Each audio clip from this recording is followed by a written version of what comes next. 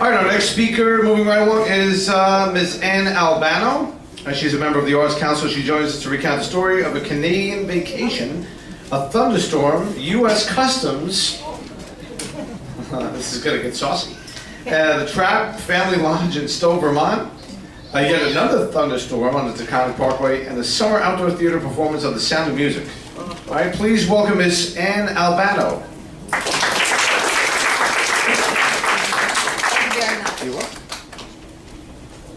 Hi, everybody. How are you all? It's so nice to see such a big crowd. Maureen keeps dragging out more chairs and dragging out more chairs. It's so nice for the council to throw this wonderful event. I hope you'll enjoy it, and I hope we get to see you back some more during the summer. All right. Where to start? Yes, I know.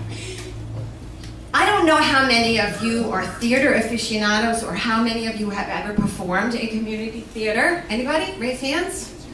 Look, okay, got some people. Good for you. All right, there are some things that go on in theater law that date back to probably like the Middle Ages and Shakespearean times.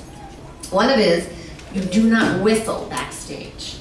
Do not whistle backstage. And the reason for that is back in the day with the Globe Theater, they used to signal the scene changes with a whistle because they didn't have intercoms, they didn't have cell phones, they just did that. So you whistled backstage, that was a no-no. The other thing is that you do not ever, ever mention Macbeth. Oh my God, I got to turn around 3 times. The Scottish play. Oh, it's bad news to talk about Macbeth. Something tragic is going to happen to you that night. And the other one is a little bit more recent, and it kind of dates from the time of the space down at Westbury, vaudeville. Break a leg. How many of you have ever said that or heard that thing, right? Okay, good. All right. That is because if you were going on a vaudeville stage, there were curtains that mask the wings, okay? And you've seen them. Those are called legs. And if you get to break a leg, that means you get to go on. The magic act didn't last longer than it was supposed to, and the stripper didn't do 5 encores, and you got to perform that night, and you got paid. So the good thing was, break a leg. Good wishes, okay? The other thing is, if you're French, merde. If you're a dancer, it means shit. You don't ever say break a leg to a dancer because you don't want him to break a leg. You want him to have a good show. So you say merde. Good for you. All right, now my story. Back in the 80s, kind of like in Shakespeare's time, before there were cell phones, before there was GPS, before there were car phones, all right? I was going on a vacation with my friend, Ellen, who used to teach kindergarten over at St. Bridget's Elementary School, which is now known as Our Lady of Grace Regional School. And Ellen and I were going to go to Canada. And we were going to have a wonderful 2-week vacation. We took my car, my 76 Camaro, and we drove up New York. We crossed Niagara Falls. We got into Canada. We had a wonderful time. The one thing about this was, I had spoken to my director before I left. He wanted me to play Frau Schmidt and a postulant in The Sound of Music. And I said, well, Kevin, I'm going away on vacation. We already planned this thing. He says, that's all right. You've done the show a million times. You know how to do this. I'm not worried about it. Go to a couple of rehearsals before you go, and then take off on your trip. And when you come back, here's the show. So that's at Woodbury Park. You'll be there. It'll be fine. No problem. Don't worry about it. It's fine. Don't even think about it. So we go off and we have a great time. And we toured Canada and saw wonderful things. Come back into Vermont, across the US border, customs. And the customs guys go, pull over. Okay. Meanwhile, Ellen's having a fit because she bought all this stuff in Canada. And she goes, but I didn't declare it. Don't worry about it. Pull over. Oh, there's a thunderstorm coming. Maybe you should pull into the garage. So we take the car, pull into the garage, two 30-something females in a Camaro driving back from Canada on an August day into Vermont. What could be wrong? Strip the car. What are they looking for? Who knew? Thunderstorm comes, we go, we're on our way. Where should we stop? I don't know. Oh, you're in the Sound of Music.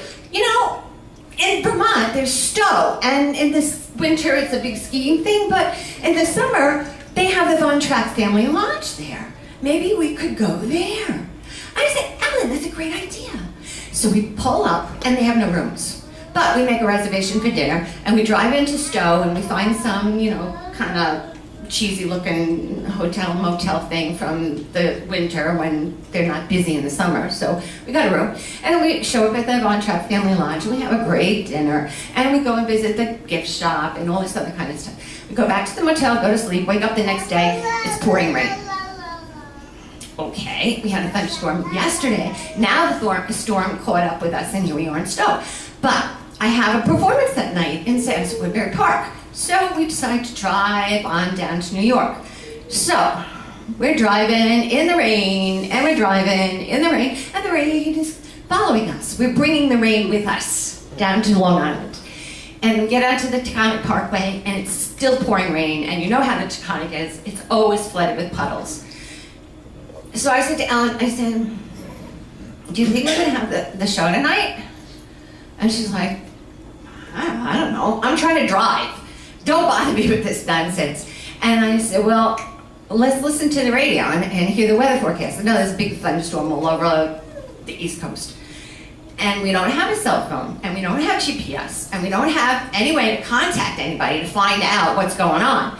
So we're driving, and we get down closer to Long Island, and all of a sudden the sun comes out. And it's a beautiful, humid, horrible, drippy, disgusting, post-thunderstorm August day. They're coming. Remember that. They will be here. So we're crossing the bridge, and I said, well, Ellen, it's late. Let's go to the house at Woodbury Park and see if they canceled the show. We get to the park. There's nobody there. Well, go across to the Fox Hollow and call Kevin's co-producer, Linda. Maybe she knows something. I can't go in because on my way down on the Taconic Parkway, I took my clothes that I wear to the show and I dressed myself in the car as we're driving 65 miles down.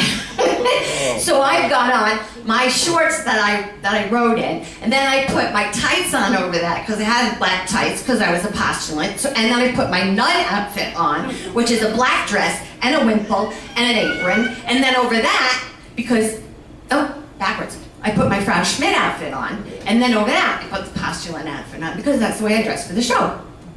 So, I can't go into the Fox Hollow dressed like a nun, like a postulant. That would be ridiculous. So Ellen goes in and calls, and she gets Linda on the phone. She said, oh no, you know what they did?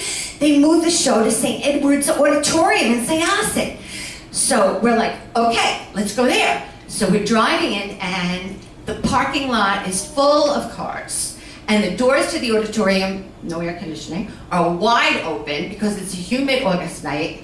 And I hear Maria Von Trapp singing, I have confidence in confidence alone. And I'm like, oh my God, this is my cue for coming on, but I can't be a postulant now because that was the first scene and Maria's in the second scene, so now I have to be Frau Schmidt. So I have to run around to get out of the car, run up to the auditorium, look at a door, and see that the stage is all the way over on the other end of the auditorium. So I take my body and I run around the auditorium. And while I'm doing that, I'm ripping off my wimple, I'm taking off my apron, and I'm unzipping my dress. And I get over there and I see where everybody's standing. The cast is standing, waiting to go on. And the lights come down for the scene change into Frau Schmidt. And they turn around and they see me and go, oh my God, you're here. Oh my God, you're here. Sue is so happy. She really did want to do the show tonight. She really did it. Community theater, you're always like double cast and give like people a chance to go on vacation and stuff. So I am now in my Frau Schmidt outfit. I go up in the dark and I tap Sue on the shoulder and I say, hi. you want to, I was embarrassed. I was like, who thought I was going to be there?